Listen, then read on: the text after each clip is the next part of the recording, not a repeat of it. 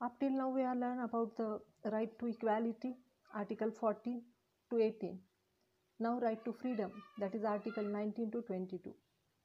In this topic we will learn about the freedoms which are given by the Constitution to the Indian citizens and non-citizens also. So we have fundamental rights. We are the citizens of India and getting the fundamental rights. In this topic, Article 19 is very important topic. Article 19 वर आपल्याला हमखास एक प्रश्न असतो जो मोठा असतो 15 मार्कांचा आणि आर्टिकल 19 हे महत्त्वाचं सुद्धा आहे according to our day to day life. So right to freedom is the most precious, natural and basic fundamental right in part 3 of the constitution. हे बेसिक राईट आहेत, फंडामेंटल राईट्स आहेत which are given us to by the constitution and are given in part 3 of the constitution. Personal liberty is the important of fundamental right. Personal liberty, प्रत्येकाला इथं व्यक्ती स्वातंत्र्य आहे. व्यक्ती स्वातंत्र्य हा एक महत्त्वाचा भाग आहे. Article 19 to 22 deal with aspect of basic rights. 19 ते 22 हे कशाशी संबंधित आहे? बेसिक राईट्सशी, म्हणजेच फंडामेंटल, मूलभूत आपल्याला राईट्स मिळालेले आहेत. It is a backbone of fundamental right. Article 19 ते 22 हे बॅकबोन आहेत फंडामेंटल राईटचे, म्हणजे यांच्याशिवाय फंडामेंटल राईट्स असूच शकत नाहीत. Article 19 speaks about 6 fundamental freedoms. पहा, आर्टिकल 19 हे स्वतः एक फंडामेंटल राईट आहे आणि त्याच्यामध्ये आपल्याला फंडामेंटल फ्रीडम्स सांगितलेले आहेत 6 प्रकारचे. Is available against violative state action. जेव्हा स्टेट एखादं व्हायलेटिव्ह ॲक्शन घेतं किंवा जेव्हा आपल्या फंडामेंटल राईटला धोका पोहोचणार आहे असं आपल्याला वाटतं, तेव्हा आपल्याला आर्टिकल 19ची मदत होते. It is duty of the state to protect and recognise these rights. आणि स्टेटला हे राईट्स माहिती असायला पाहिजेत, स्टेटने त्याची ड्युटी समजायला पाहिजे, हे राईट्स समजून घ्यायला पाहिजेत, याचं व्हायलेशन करता कामा नये. However these fundamental freedoms are not absolute. हे फंडामेंटल फ्रीडम्स आहेत ते ॲब्सोल्यूट नाहीत, परिपूर्ण नाहीत, संपूर्ण नाहीत. आपण म्हणू की आम्हाला फंडामेंटल राईट्स मिळालेले आहेत, आम्हाला बेसिक राईट्स मिळालेले आहेत, तर आम्ही हवं तसं वागू, असं नाही. These are not absolute. पहा, त्याच्यासाठी एक केस आहे, Chintamani Rao versus state of Madhya Pradesh. AR 1951 supreme कोर्टाची केस आहे. By applying doctrine of policy power, supreme court held that absolute freedom can not be guaranteed by any modern state. Absolute freedom हे कुठलंही modern state तुम्हाला देणार नाही. Okay, कितीही modern state असतो ते absolute freedoms are not available there. The state is empowered to impose reasonable restrictions on it. आपल्याला fundamental right दिलेले आहेत, आपल्याला बेसिक राईट्स दिलेले आहेत, आपल्याला फ्रीडम दिलेला आहे, but there are some restrictions also provided they are necessary for common good. Restrictions का टाकलेले आहेत?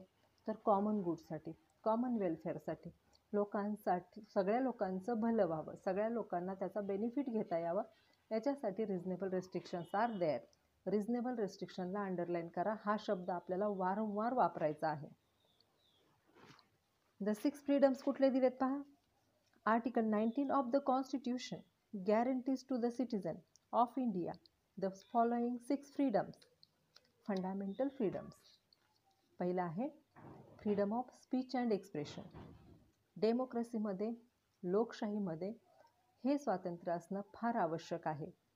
स्पीच अँड एक्सप्रेशन म्हणजे आपल्याला बोलण्याचं स्वातंत्र्य आहे. आपण आपली मतं मांडू शकतो, आपण एक्सप्रेशन्स देऊ शकतो. याचा आर्टिकल आहे article 19 sub clause 1 sub clause A. Okay, article 19 sub clause 1 sub clause A. Article 19 1A. दुसरं आहे फ्रीडम ऑफ असेंब्ली. आपण सभा घेऊ शकतो, आपण एकत्र येऊ शकतो. Okay. Freedom to form association. आपण असोसिएशन फॉर्म करू शकतो. Freedom of movement. आपण एका जागेवरून दुसऱ्या जागी स्थलांतरित होऊ शकतो, मूवमेंट करू शकतो. Freedom of reside and settle. आपण कुठेही जाऊन सेटल होऊ शकतो. अगदी तुम्ही आता ठरवलं की काश्मीरमध्ये जाऊन सेटल व्हायचं तरीसुद्धा तुम्ही तिथे सेटल होऊ शकता. F जो आहे तो ॲबॉलिश केला गेला आहे, त्याला रिपील केलं गेलं आहे, त्याला काढून टाकलं आहे. Okay. Freedom of profession, occupation. तुम्ही कुठलंही प्रोफेशन करू शकता, तुम्ही कुठल्याही जाती धर्माचे असा, तुम्ही कुठलंही प्रोफेशन करू शकता किंवा कुठलंही ऑक्युपेशन करू शकता. ट्रेड ऑर बिझनेस, किंवा तुम्ही एखादा व्यवसाय करू शकता. मी असं म्हणू मला वाटलं की आता मी 13 डिग्री होल्डर आहे, मला नको बाबा हे कंटाळा आला शिकवायचा, मी पार्लरचा कोर्स करते आणि पार्लर टाकते. No one restrict me, I have allowed to do that. मला फ्रीडम आहे की मी ते सुद्धा करू शकते. ओके. देन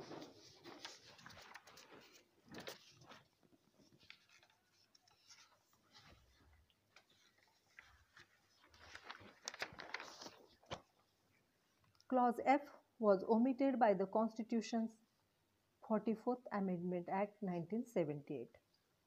आता आपण वन बाय वन एक एक पाहत जाऊया. Freedom of speech and expression म्हणजेच बोलण्याचं स्वातंत्र्य आणि एक्सप्रेशनचं स्वातंत्र्य. Article 19 sub clause 1 okay and 19 sub clause 2.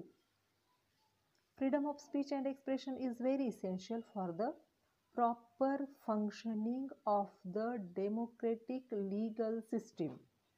Underline करायला, proper functioning of democratic legal system. जर तुम्हाला स्वातंत्र्य दिले, तुम्ही डेमोक्रेटिक राज्यात राहता आणि तुम्हाला सांगितलं की तुम्ही तुमचा शब्दसुद्धा काढायचा नाही, मग त्या डेमोक्रेसीला काय अर्थ आहे? By freedom of speech and expression there can be public education relating to the democratic process. डेमोक्रेसीमध्ये हे स्वातंत्र्य दिलेलं आहे की तुम्ही बोलू शकता, तुम्ही अगदी तुमच्या पंतप्रधानांच्या विरुद्धसुद्धा बोलू शकता, एवढं मोठं स्वातंत्र्य तुम्हाला दिलेलं आहे. Article 19 sub clause 1A guarantees to every citizen the right to freedom of speech and expression, but according to Article 19 sub clause 2, reasonable restrictions can be imposed by the state on it. Article 19 sub clause 2 हे reasonable restrictions टाकतं. आधी आपल्याला freedom देतात आणि मग restrictions. In Ramesh Thapar versus state of Madras AR 1950 supreme court 124.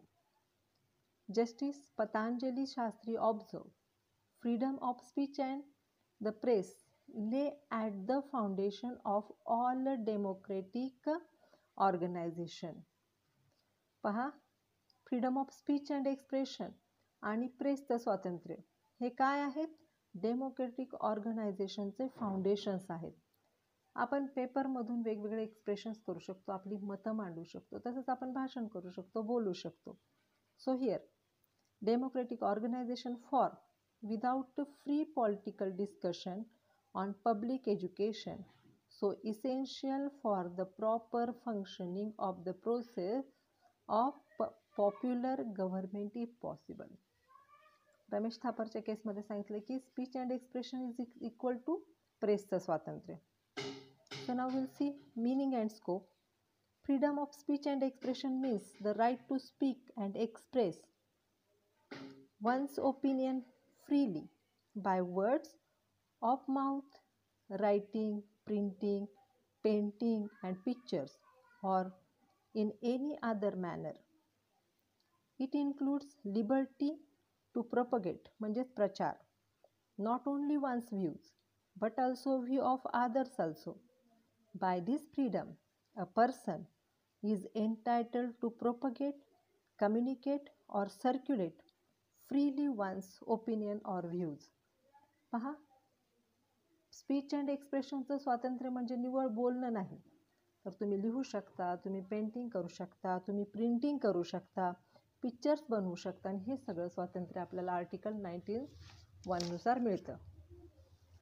In Usha Uthup versus state of West Bengal AR 1984, Calcutta high court held that freedom of speech and expression includes right to paint, sing, dance, to write a poem, literature, etc.